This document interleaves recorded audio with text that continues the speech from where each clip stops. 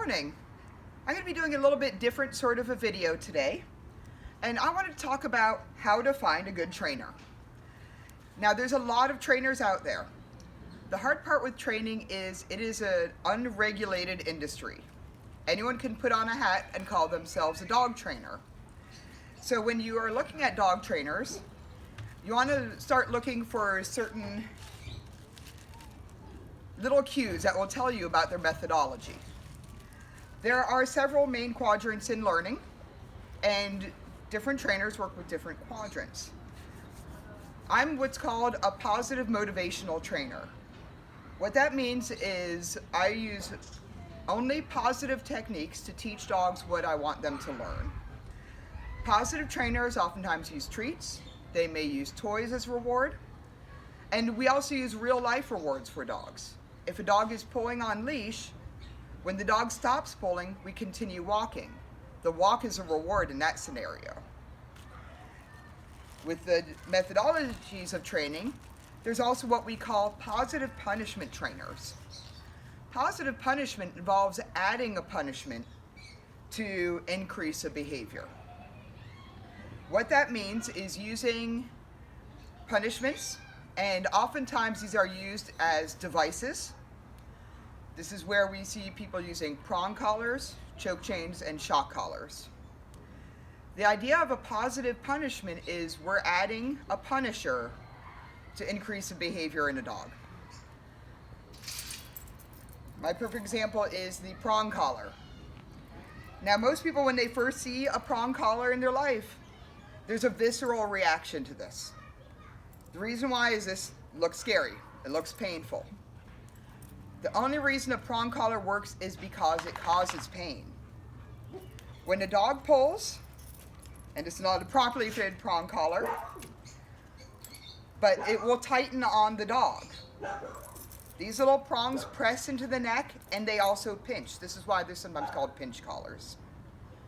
The dog feels that discomfort, they feel the pain, they loosen up. This is why they work. Anyone who tells you a prong collar doesn't hurt is lying. If they didn't hurt, they wouldn't work. Same with shock collars. What you're doing is you're adding a shock to decrease a behavior. Some people call it a stim, some people call it a tickle.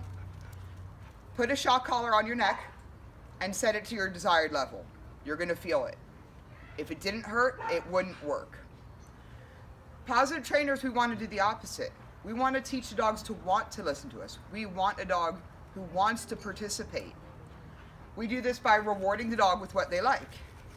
Azul. Hi, Azul. Azul is a recent E-lister. And she came over because she knows I provide good things. In this case, boiled chicken. And she will stick with me because I provide good things. Stay. Okay. I'm not teaching Azul that she has to listen to me. She might wander away because a good thing stopped. Azul. But she's going to keep wanting to come back because I made something good happen. Now, when it comes to trainers, you're going to find some people call themselves balance trainers. What a balance trainer does is actually they do a combination. They do positive reinforcement, making good things happen, with a positive punishment, using something that may punish the dog. I actually only use timeouts as my positive punishment. The reason why is I don't want a dog that is nervous of me, that is scared to respond to me. You're going to notice Azul likes to give me eye contact. Because in the short period of time I've met her, I've never done anything to degrade our relationship. And that's what I want. I want a dog that trusts me implicitly, that trusts me, is willing to look at me in the face. Sometimes I run into people, they're like, well, when I pick up the prong collar, the dog comes running to me.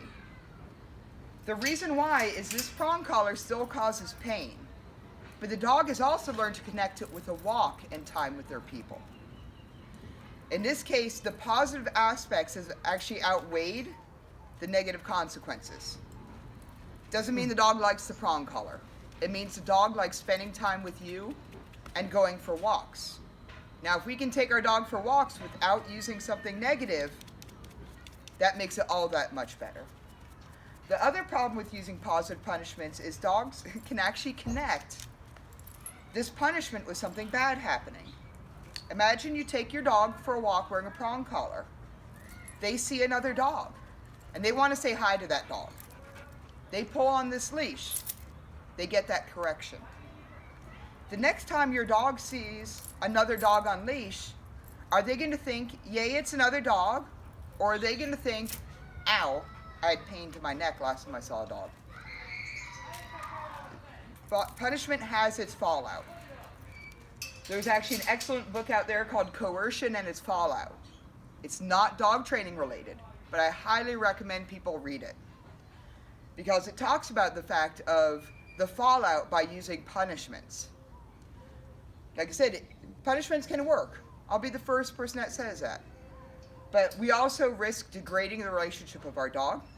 We risk fallout by using punishments. Shock collars are a big one for this, and they're almost insidious. Some people hide them with bandanas.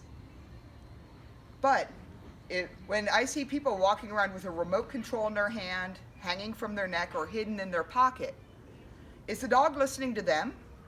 Or is the dog responding out of fear? Fear of being shocked. I want a dog that listens to me. If they listen to my treats, that's okay. We can fade treats. Azul, come. Good girl. Sit. Good girl. The reward is at the end of the behaviors. Later on, this would just be praise. And it's very easy to fade a food reward. It's very hard to remove these punishments. And that's something you'll find with deal with these people. Talk to what trainer they use. Do they fade these things? Or are these used for the rest of the dog's life? Same with shock collars. If you have to use a device for the rest of the dog's life, your dog is not listening to you, they're listening to the device. A lot of times I'll take a look at a trainer's website and you almost have to read between the lines. Do they say what methodology they use? Do they say what devices they use? If they aren't willing to tell you, you're missing something there. If they talk a lot about pack mentality, dogs are pack animals, but their packs are built in the hierarchy of alphas and lowers. But the alphas are actually mom and dad. This has been proven over and over again. So are you alpha mom and dad? Or are you a dictator that causes pain when the dog doesn't listen? That's going to be the real story. Like I said, I would rather be, as I've been called in the past, a treat-slinging weenie than forcing dogs to listen to me, conducting alpha roles. And like I said, when in doubt, sometimes you have to keep asking questions. You know, do you require training devices on the dog? How do you fade those training devices? With positive trainers, we're going to lay it out there. Sometimes I'll recommend a no-pull harness. With a no-pull harness, it doesn't cause pain. What it does is give you the advantage. And we'll talk about no-pull harnesses in another story. So when in doubt, start asking more and more questions. If you're not certain, run away. And this can be a big issue with board and train. There are some positive board and trains out there. But if a trainer isn't willing to tell you exactly what they're going to do, exactly how they're going to train your dog, run away. Again, we want dogs that want to listen to us. So that's my little speech on positive training. If you have further questions, feel free to contact me directly.